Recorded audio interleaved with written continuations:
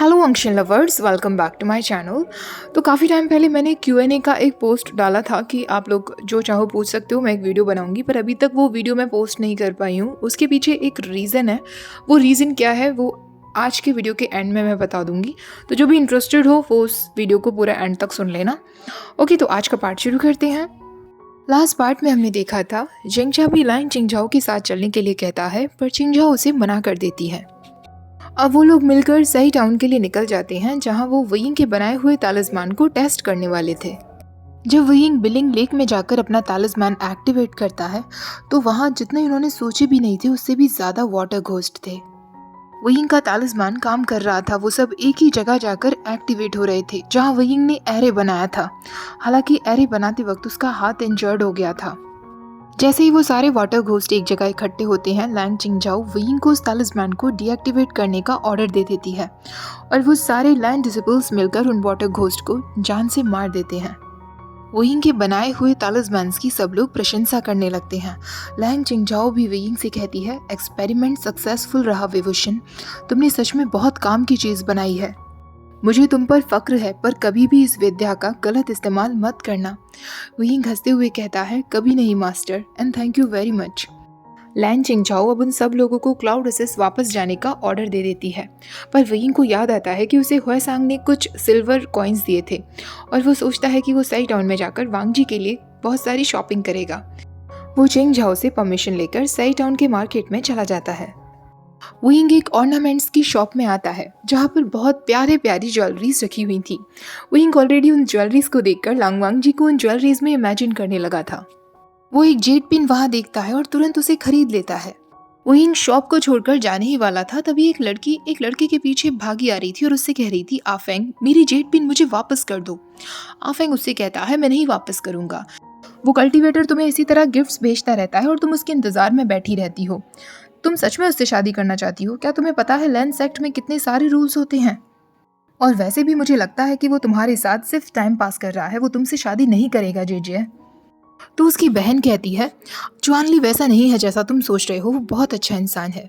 चुआनली नाम सुनते ही वयिंग वहीं रुक जाता है और उस लेडी से कहता है, क्या तुम लैंड चुआनली की बातें कर रही हो? वो तो मेरा क्लासमेट है। मुझे याद आया, चुआनली ने मुझे एक बार एक लड़की के बारे में तो बताया था। तुम कहीं आयुएन शांग तो नहीं? वो लड़की कहती है, हाँ मैं श्यांग हूँ। चुआनली मेरे बारे में बातें करता है? वयिंग कहता है, हाँ वो आपको लेकर बहुत सीरियस है, वो आपसे सच में प्यार करता है। श्यांग को ये सब सुनकर बहुत अच्छा लगता है और वो वयिंग से क्लाउड असिस के बारे में काफ़ी सारे क्वेश्चंस पूछती है। वयिंग उसे सब कुछ बता देता है और फिर उसे अलविदा कहकर वहाँ से निकल जाता है। वयिंग क्लाउड असिस कर्फ्यू से पहले पहुँच जाता है। वयिंग जब अपने रूम में वापस आता है तो जेंगचा स्टडी टेबल पर बैठा हुआ था। वयिंग उससे तालिस्मान्स के बारे में पूछता है और उसके बाद उन दोनों में फिर से आर्ग्यूमेंट शुरू हो जाती है, क्योंकि जेंगचा को लग रहा था कि वयिंग धीरे धीरे करके पूरी तरीके से लैंड सेक्ट का ही हो जाना चाहता है। वयिंग उसे बार बार समझाने की कोशिश करता है कि वो ये सब कुछ लोगों की मदद करने के लिए कर रहा था, पर जेंगचा के अड़ियल नेचर की वजह से वो कुछ नहीं समझ पा रहा था। वयिंग को इतना गुस्सा आता है कि वो जेंगचा से कह ही देता है, तुम्हें जो भी सोचना है वो सोचो। वयिंग बहुत ज़्यादा सैड फील कर रहा था। वो रूम से बाहर निकल जाता है। इस वक्त वो लांगवांग जी को देखना चाहता था। वो जेंगचा वाले मैटर पर ओवर थिंकिंग नहीं करना चाहता था। वो क्लाउड असिस के ग्राउंड्स की तरफ निकल जाता है, पर रात के समय काफ़ी ज़्यादा ठंड हो रही थी। उसे वहाँ से भागना पड़ता है। वयिंग को जिंगशी का रास्ता याद था। वो तुरंत जिंगशी की तरफ निकल जाता है। जिंगशी के दरवाजे पर पहुँचते ही पहले वो मन में सोचने लगता है कि क्या उसे सच में जिंगशी का दरवाज़ा खटखटाना चाहिए, कहीं लंचा उस पर नाराज़ तो नहीं हो जाएगा ना। पर वयिंग को बहुत ज़्यादा ठंड लग रही थी और वो थका हुआ भी था। वो हेजिटेट करते हुए जिंगशी के दरवाजे तक अपना हाथ पहुंचाता है, पर वो फिर से अपना हाथ हटा लेता है। वो मन में सोचने लगता है उसे लंजा को डिस्टर्ब नहीं करना चाहिए। आज की रात वो हुएसांग के रूम में सो जाएगा। हुएसांग के पास एक खाली बेड तो होगा ही। ऐसा सोचकर वो वापस लौट ही रहा था कि तभी जिंगशी का दरवाज़ा खुलता है और सामने स्लीपिंग रोब्स में वांगजी खड़ा हुआ था, जिसकी आंखें बहुत ज़्यादा टायर्ड और वयिंग को देखकर कंफ्यूज्ड दिख रही थी। वो उसका नाम लेते हुए कहता है, वयिंग। वयिंग को अचानक से अशेम्ड फील होने लगता है। आधी रात के समय उसने लंचा को उसकी नींद से जगा दिया था। उसे अपने मैटर्स के साथ खुद डील करना चाहिए। वो ये सब सोच ही रहा था, तभी वांग जी अपना वार्म हैंड उसके हाथ पर रखते हुए कहता है, अंदर आ जाओ, बाहर ठंड है। वो यूं कहता है, सॉरी लंजा, पता नहीं मेरे दिमाग में क्या आया, मुझे माफ़ कर दो, तुम वापस सो जाओ, मैं वापस अपने रूम में जाता हूँ। तभी वांग जी उसे इंटरप्ट करते हुए कहता है, वो यिंग अंदर आओ। वो यिंग वांग जी की तरफ देखता है तो वो बिल्कुल भी एनॉयड नहीं दिख रहा था, बल्कि वो वरिड दिख रहा था। वो यिंग रूम में अंदर आ जाता है। वांग जी के बेड के पास एक ब्रेजियर जल रहा था जिसमें कुछ हॉट कोल्स थे। पूरा रूम काफ़ी वार्म था। वुयिंग के अंदर आते ही वांग जी दरवाज़ा बंद कर देता है और वुयिंग से कहता है, क्या हुआ? वुयिंग को समझ नहीं आ रहा था कि वो सारी बातों को कैसे एक्सप्लेन करे। वो बस वांग जी के ब्यूटीफुल फेस की तरफ ही देखे जा रहा था।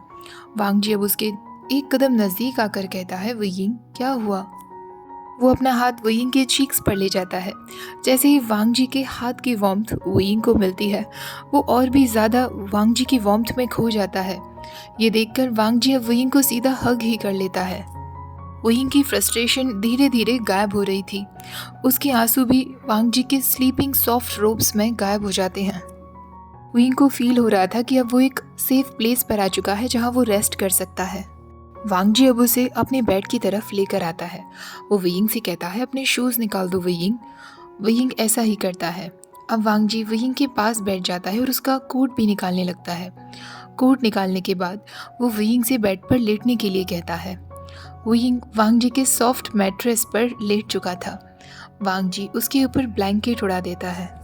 वांग जी अब नीटली वुयिंग के बूट्स को एक जगह रख देता है और उसके कोट को भी नीटली फोल्ड करके रख देता है। उसके बाद वांग जी बेड पर आ जाता है और अब वो उन दोनों के ऊपर ब्लैंकेट उड़ा देता है। वुयिंग को अब वो बेड और भी ज़्यादा वार्म फील हो रहा था। वो वांग जी के और भी नज़दीक चला जाता है और अपना फेस वांग जी के शोल्डर्स में कहीं छुपा लेता है।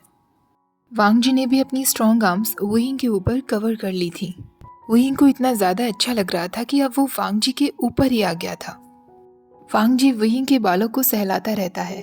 कुछ टाइम बाद वो उससे पूछता है, क्या हुआ वुयिंग, क्या अब तुम मुझे बताओगे? वुयिंग वांग जी से कहता है, लंजा, क्या मैं सेल्फिश हूँ? वांग जी कहता है, बिल्कुल नहीं। अब वो वुयिंग के फोरहेड पर किस करते हुए कहता है, जब से मैं तुमसे मिला हूँ तुम हमेशा सेल्फलेस रहे हो। ये तुमसे किसने कहा कि तुम सेल्फिश हो? वुयिंग कुछ समय के लिए तो कोई जवाब नहीं देता। कुछ टाइम बाद वांग जी फिर उससे पूछता है, वुयिंग, तुमसे किसने कहा कि तुम सेल्फिश हो? वुयिंग एक बेबी की तरह मुंह बनाते हुए कहता है, जिंगशा ने। वांग जी वुयिंग के वेस्ट पर अपने हाथों को और भी टाइटली पकड़ लेता है और उसके लिप्स पर एक वार्म किस करते हुए कहता है, उसकी बातों को मत सुनो। वुयिंग इतना ज़्यादा थका हुआ था कि उसके बाद कुछ नहीं कहता और वांग जी की बाहों में उसे इतना कंफर्टेबल फील हो रहा था कि उसे नींद आ जाती है। वांग जी भी कैंडल बुझा देता है। वुयिंग इतना चैन से सो रहा था कि उसे पता ही नहीं चलता कि कब सुबह हो गई थी। एक जेंटल डीप वॉइस में वांग जी उसका नाम लेता है। वुयिंग नींद से जागने का नाम ही नहीं ले रहा था। वांग जी फिर कहता है, वुयिंग उठ जाओ, तुम्हें मॉर्निंग क्लास भी तो ज्वाइन करनी है ना? वुयिंग स्लीपी वॉइस में कहता है, नहीं लंजा, मुझे और सोना है। वांग जी कहता है, नहीं वुयिंग, ऑलरेडी काफ़ी देर हो चुकी है, अब उठ जाओ। वुयिंग कहता है, स्वीट हार्ट, प्लीज़ एक गुड बॉय बनो और अपने वुयिंग को थोड़ा सा और सोने दो। वांग जी कहता है, नहीं वुयिंग, अब उठने का समय हो गया है। वुयिंग कहता है, लंजा, मैं तुमसे प्यार करता हूँ पर कभी कभी तुम बहुत इंसेन हो। वांग जी उसकी नोज़ पर किस करता है। वुयिंग तुरंत उसके चीक्स को पकड़ लेता है और कुछ किसेस उसके पूरे फेस पर करते हुए कहता है, प्लीज़ फिर से सो जाते हैं ना स्वीट हार्ट। वांग जी कहता है, वुयिंग उठो और रेडी हो जाओ। वुयिंग कहता है, लंजा, तुम बहुत ज़िद्दी हो। वुयिंग तब भी जब उठने का नाम नहीं लेता तो वांग जी उसे गोद में उठा लेता है। वुयिंग कंप्लेन करते हुए कहता है, तुम कितने मर्सीलेस हो लंजा। वांग जी हाँ कर देता है और उसकी बात से अग्री कर लेता है। अब वो वुयिंग से पूछता है, कल रात को तुम केवल अपने ओवरकोट में आए थे? वुयिंग के बाल पूरे बिखरे हुए हो रहे थे। वांग जी अपने हाथों से उन्हें सेट करते हुए कहता है, तुम कल रात को केवल स्लीपिंग रोब्स में थे, उसके ऊपर तुमने ओवरकोट पहना हुआ था, क्या तुम कुछ और लेकर आए थे? वुयिंग कहता है, नहीं, मैं तो कुछ भी नहीं लाया लंजा, क्योंकि मुझे पता ही नहीं था कि मैं तुम्हारे रूम में ही सो जाऊंगा। अब मैं इन स्लीपिंग रोब्स में बाहर कैसे जाऊंगा, क्यों ना मैं फिर से सो जाऊं। वांग जी कहता है, नहीं, मैं तुम्हें अपने कुछ कपड़े दे देता हूँ। वो वुयिंग को बेड पर बिठाता है पर वुयिंग अब उसकी गोद से उठने का नाम ही नहीं ले रहा था। वांग जी उससे कहता है, वुयिंग तुम्हें मेरी गोद से उठना होगा। तो वुयिंग कहता है, पर अगर मैं ना उठूँ तो? ऐसा कहकर वो वांग जी के नेक पर किस कर लेता है और उसका हाथ धीरे धीरे वांग जी की अपर थाई पर जा रहा था। वांग जी उससे कहता है, वयिंग तुम क्लास के लिए लेट हो जाओगे। वयिंग अब उसके नेक पर बाइट करते हुए कहता है, कोई बात नहीं, मैं दौड़ कर चला जाऊंगा। तुम्हें पता है अर्गगा, जब से तुमने मुझे इतना हार्शली मार्क किया है तब से मैं भी सोच रहा हूँ कि अगर मैं तुम्हें मार्क करूँ तो क्या तुम्हें निशान पड़ेंगे। ऐसा कहकर वयिंग वांग जी की स्ट्रॉन्ग नेक पर सक करने लगता है। कुछ टाइम बाद वो देखता है कि उस जगह वांग जी की स्किन ऑलरेडी रेड हो चुकी थी और वो ये देखकर मुस्कुराते हुए कहता है, मुझे पहले ही पता था तुम इतने पेल हो लंजा, तुम्हारी बॉडी पर भी इजीली निशान पड़ जाता होगा। वांग जी की आंखों में एक वाइल्ड एनर्जी दिख रही थी। उसी एनर्जी के साथ वो वयिंग को उसकी लोअर बैक से पकड़ते हुए उठा लेता है और उसे एक फोर्सफुल किस करने लगता है। वांग जी ने वयिंग को बिल्कुल ऐसे उठा रखा था जैसे उसका वजन वांग जी को कुछ पता ही ना चल रहा हो। वयिंग उससे कहता है, शिट लंजा, तुम्हारी आर्म्स इतनी स्ट्रॉन्ग क्यों हैं? तुम कौन सी ट्रेनिंग करते हो? वांग जी उसे रिप्लाई करते हुए कहता है, मैं हैंड स्टैंड्स करता हूँ। वयिंग कहता है, तुम मेडिटेटिंग करते वक्त हैंड स्टैंड्स कर लेते हो? वांग जी कहता है, हाँ। तो वयिंग कहता है, ऐसा तुम इसलिए करते हो क्योंकि तुम क्रेजी हो या फिर ये भी लैंस एक्ट का कोई रूल है? वांग जी कहता है, वयिंग ये लैंड डॉक्ट्रिन में है, मैं हमेशा ब्रदर के साथ मेडिटेट करता हूँ, हम दोनों ही वन हैंड स्टैंड्स करते हैं, ये ब्लड को स्टिमुलेट करता है। वयिंग शॉक्ड होते हुए पूछता है, एक हाथ से? वांग जी कहता है, हाँ, क्या तुम भी ट्राई करना चाहते हो? वयिंग कहता है, मैं तुम्हें करते हुए देखना चाहता हूँ। वांग जी कहता है, तो तुम देख सकते हो, पर पहले तुम्हें रेडी होना होगा। ऐसा कहकर वो अपने कुछ क्लोथ्स निकालकर वयिंग को दे देता है। वयिंग तुरंत नहाने चला जाता है। जब वो वापस आता है तो वो वांग जी के रोब्स में था, जिनमें उसे काफ़ी अच्छा फील हो रहा था और वो ब्लश भी कर रहा था। वांग जी अब उसे देखकर कहता है, मुझे अपने हेयर बनाने दो। वांग जी अब धीरे धीरे वयिंग के बालों को ब्रश करने लगता है। अब वो दोनों मिलकर ब्रेकफास्ट के लिए चले जाते हैं। उसके बाद वांग जी अपनी क्लास में बिजी हो जाता है और वयिंग अपनी तालिस्मैन की क्लास में आ जाता है, जहाँ वो चुआन ली से मिलता है।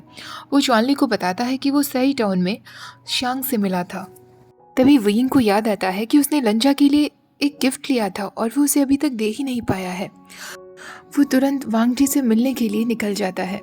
वो जैसे ही जिंगशी की तरफ जा ही रहा होता है, उसे अंदर रूम से एक प्यारे से चिन म्यूजिक की आवाज़ सुनाई दे रही थी। वयिंग जिंगशी के पास खड़ा होकर उस म्यूजिक को सुनता ही रहता है। कुछ टाइम बाद वांग जी जब उसे देखता है तो उसे अंदर आने के लिए कहता है। वयिंग कहता है, वाओ लंजा, तुम कितना अच्छा म्यूजिक प्ले करते हो, क्या ये म्यूजिक तुमने कंपोज किया है? वांग जी कहता है, हाँ। वयिंग कहता है, ये बहुत अच्छा है। वांग जी कहता है, पर अभी ये फिनिश नहीं हुआ है। वयिंग कहता है, लंजा, ये ऑलरेडी बहुत वंडरफुल है, क्या तुम एक दिन मेरे लिए म्यूजिक प्ले करोगे?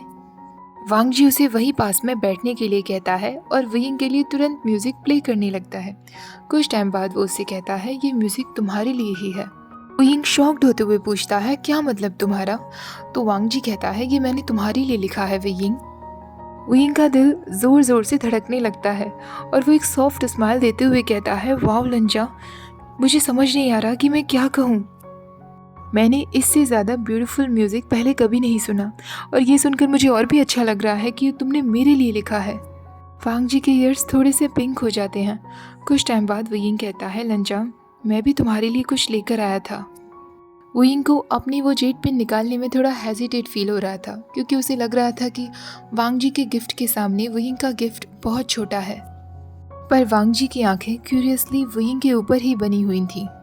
ओके गाइज, इस पार्ट को मैं यही ख़त्म करती हूँ। देखते हैं वांग जी को वयिंग का गिफ्ट पसंद आता है या नहीं। तो अब मैं आपको बताती हूँ कि Q&A वीडियो ना बनाने का मेरा रीज़न क्या था।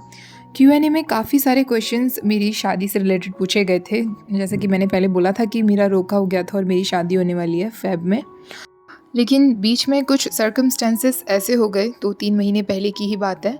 तो कुछ बातें ऐसी हुई उनकी तरफ से जो मुझे बिल्कुल अच्छी नहीं लगी। उन्होंने मेरी फैमिली को लेकर कुछ बातें बोली।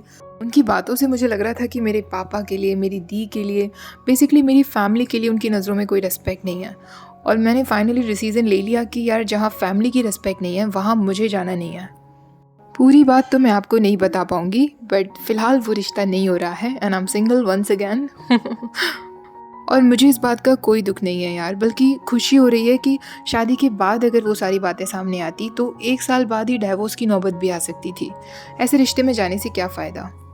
मुझे तो एक लॉन्ग लास्टिंग रिलेशनशिप चाहिए यार, एक ही बार शादी करनी है पर वो ज़िंदगी भर के लिए करनी है।